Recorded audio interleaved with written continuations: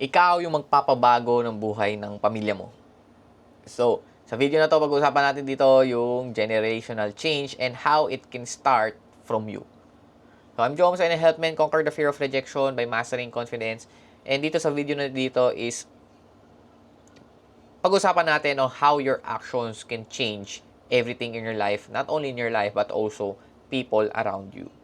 So, if you are feeling powerless, lack of direction, and feeling mo marami kang opportunities na na-miss or hindi nakikita, then you might think of that wala kang kwenta sa mundo, that you don't have that ability to inspire others, you don't have this ability to contribute to other people, or you just repeat yung cycle, or you repeat yung pattern ng pamilya mo na hindi ganun masyadong, or yung tama lang, or below average lang na family, na hindi masyadong magarbo.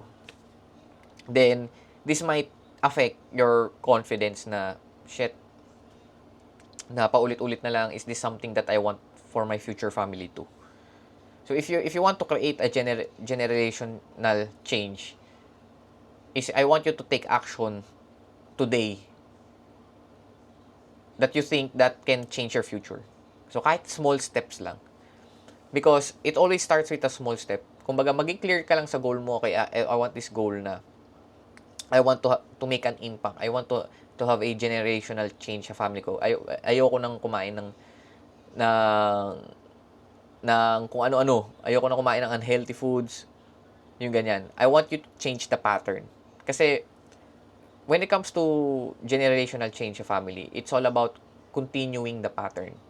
If ang pattern nyo is, ang nagiging result lang is hindi kayo nagiging successful, hindi kayo lagi broken family, hindi kayo walang nagsasucceed sa inyo, sa family nyo, it's because meron kayong pattern, meron kayong generational pattern na paulit-ulit na napapasa sa susunod naman generation, na ikaw lang yung nararamdaman mo ngayon.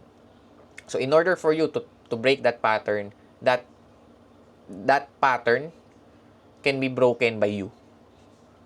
So, kaya mong ma-break yung pattern na yun by taking action today kung ano yung sa tingin mo makakapag-break nun. So, when you kasi ano lang yan when you break the pattern, meron tinatawag na pattern interrupt. So, if you interrupted the pattern and make a new pattern for yourself, then for sure, ito na rin yung mapapasa mo sa next generation mo, sa mga magiging anak mo. So, I want you to reflect, ano ba yung mga patterns, ano ba yung mga nangyayari sa family ko ngayon na ayaw ko na mangyari sa magiging family ko.